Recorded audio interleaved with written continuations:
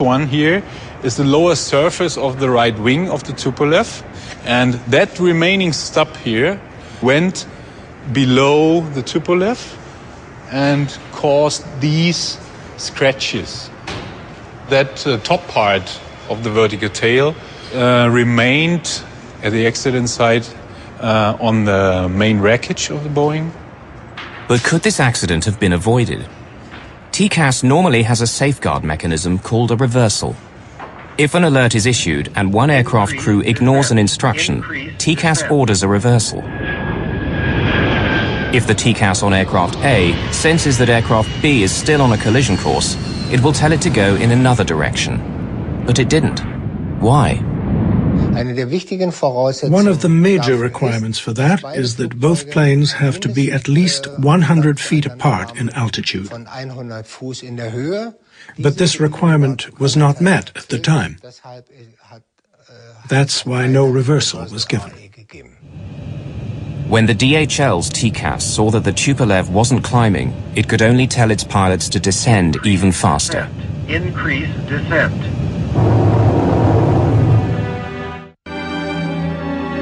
July 2003. Many parents returned to Überlingen in Germany for the first anniversary.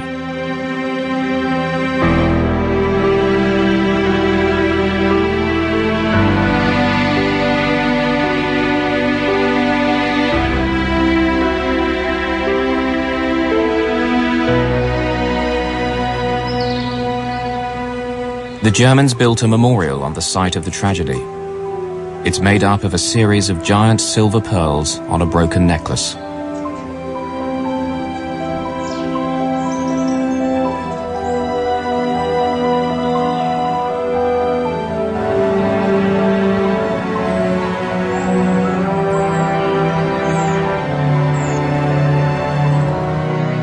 The head of Skyguide is among the crowd.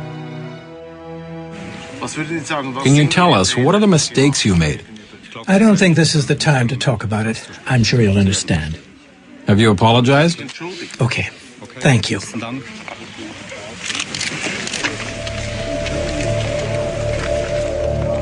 Among the parents is Vitaly Kaloyev.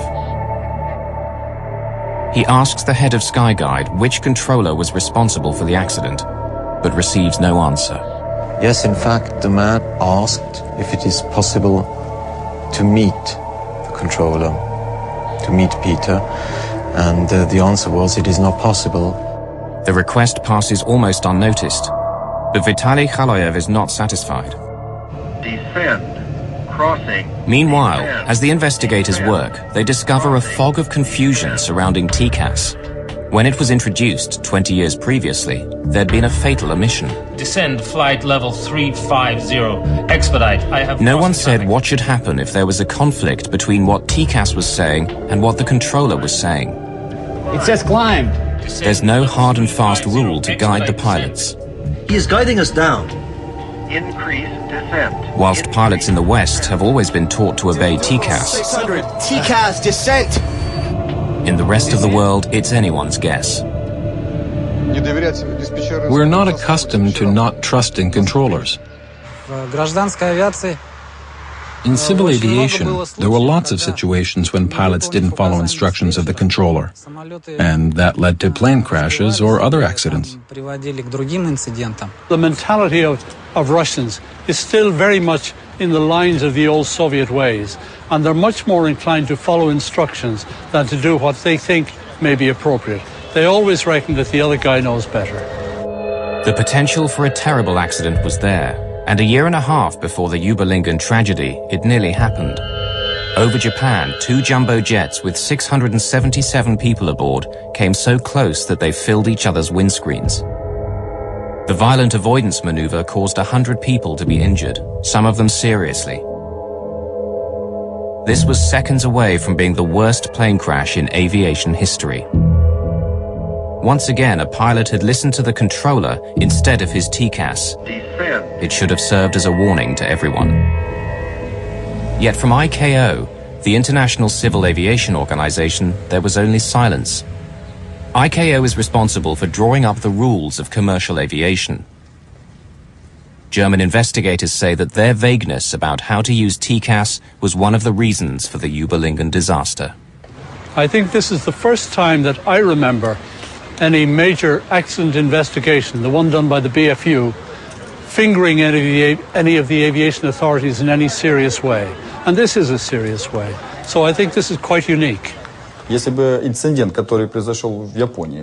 ICAO had carried out a detailed investigation of the incident in Japan and made recommendations that led to changes in procedures, this probably would not have happened. ICAO did not feel it necessary to get involved in this, and they left it entirely up to the Japanese authorities.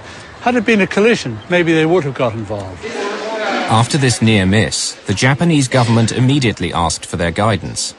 But unfortunately, ICAO only acted on the request 18 months later, after the Überlingen disaster.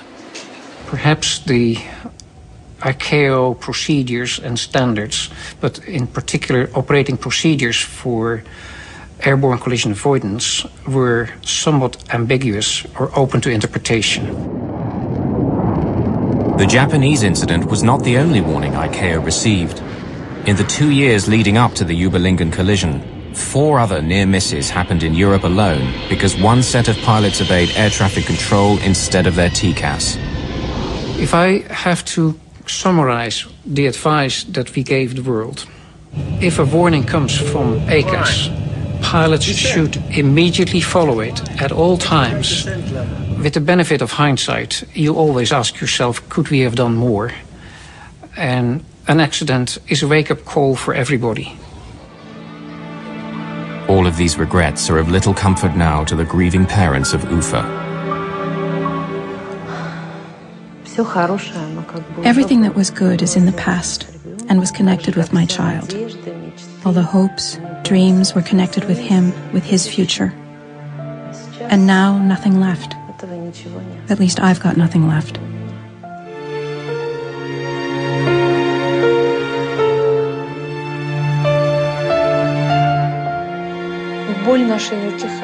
Our pain doesn't go away, you know. It's getting stronger every year. Some grown-up people made a mistake, made a fatal mistake, and the kids were gone.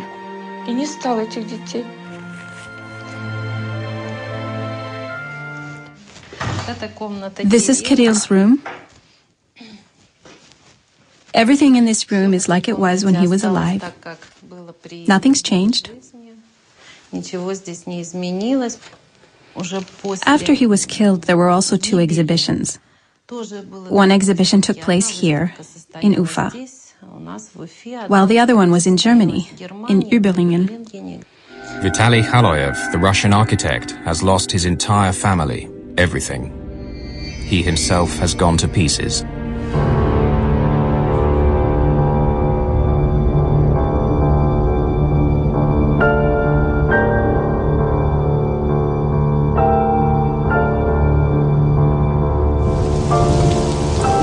He's become obsessed with finding out who is responsible for the collision. Khaloyev decides to travel to Zurich to play out the last tragic chapter in the Überlingen story. On February the 24th, 2004, a stranger calls at the house of the controller, Peter Nielsen.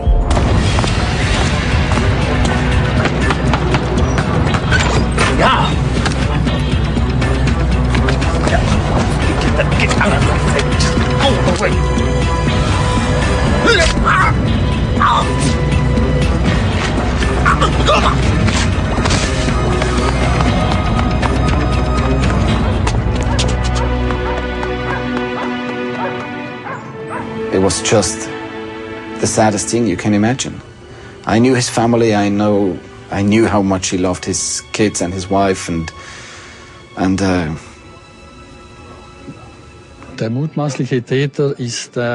presumed perpetrator is apparently 48 years old and of Eastern origin. He is likely the father of one of the families that was killed at the crash. He likely lost his wife and both their children. They found Vitaly Khaloyev nearby in a hotel. Suspected but not yet charged with the murder, he's presently in a psychiatric clinic while they decide whether he's fit to stand trial.